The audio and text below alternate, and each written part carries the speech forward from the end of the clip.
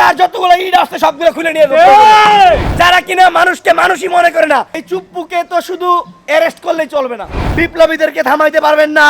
এই চুপ্পু ফ্যাসিস্টের মতো একটা লোকের নাম নিয়ে কথা বলতে হবে আমি আয়াসের, এটা আসলে লজ্জা লাগতেছে নিজের কাছে। একে তো অনেক আগেই জেলখানায় রাখা উচিত ছিল। প্রিয় ভাইয়েরা আমার, আমরা একটু কথা বলি আপনাদেরকে। আপনারা দেখেন জুলাই গণ অভ্যুত্থানে কি হইলো, প্রকাশ্যে দিবালোকে ছাত্র জনতার উপরে হামলা হলো।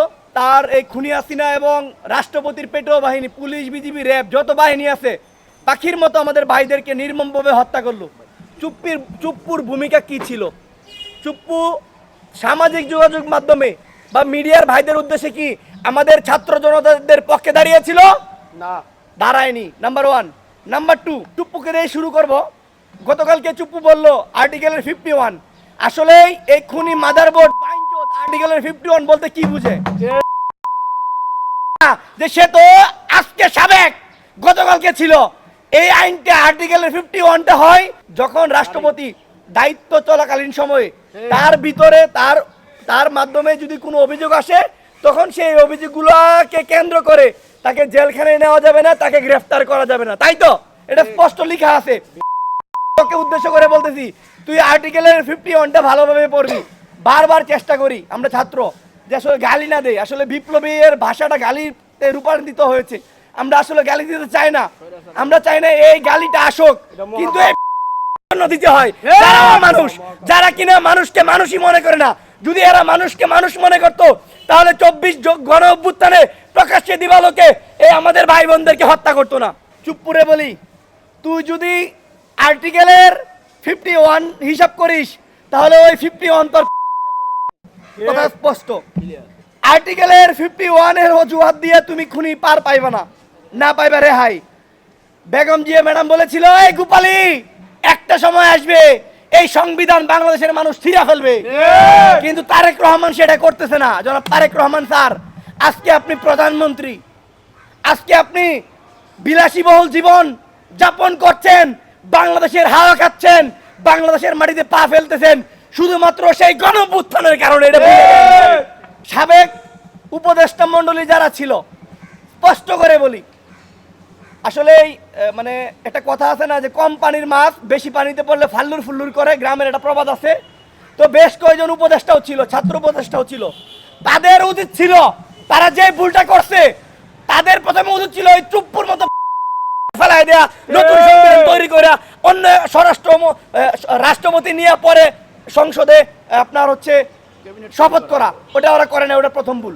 আর দ্বিতীয় ভুল ছিল 12 ফেব্রুয়ারির পরে জাতীয় নির্বাচনের পরে বর্তমান সরকার, প্রধানমন্ত্রী, বিএনপি সরকার, তারাও চুপ্পুর অধীনে যায় সেটা শপথ গ্রহণ করছে।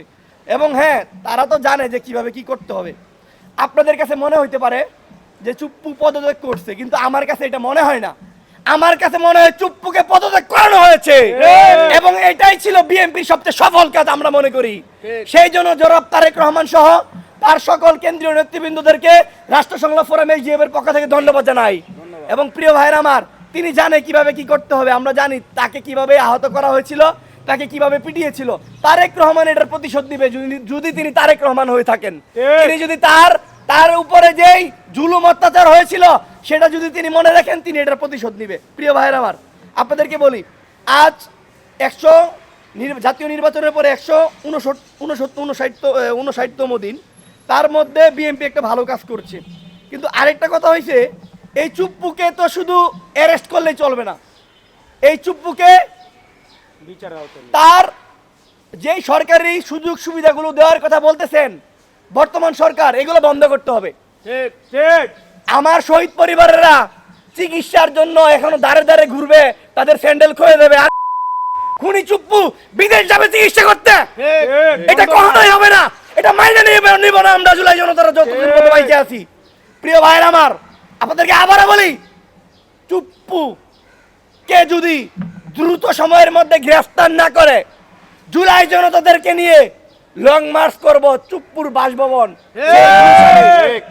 চুপ্পুকে তো আনবই, চুপ্পুর বাসার যতগুলো ইট আছে সবগুলো খুলে নিয়ে যাবো। প্রিয় ভাইয়ের আমার, আমরা আলটিমেটাম দেই না, কারণ আপনি আজকে 24 ঘন্টার আলটিমেটাম দিলেন, 24 ঘন্টা আর কিছু করতে পারলেন না, ওটা বিশ্বাসী না আমরা, প্রেসারে বিশ্বাসী। সংলাপে সমাধান, চাপে পরিবর্তন। প্রিয় ভাইয়ের আমার, যদি এমন হয় চুপ্পুর এখানে যাইতে লং মার্চে আমাদেরকে বাধা দিতে পুলিশ দিয়ে, র্যাব দিয়ে, বিডিবি দিয়ে সেনা মোতায়েন করে আমাদের থামাতে চান, আমরা যারা জুলাই আন্দোলনের সৈনিক এখনো বেঁচে আছি, মনে রাখবেন বিপ্লবীদেরকে থামাইতে পারবেন না। অনেকেই বলে যারা খুনি হাসিনাকে আম্মা আম্মা করতো, আম্মা আম্মা ডাকতো, আপা আপা ডাকতো, এই সকল চুপ্পু ফেসিস্টটা কিভাবে রাষ্ট্রপতি হয়, এটাই তো লজ্জা।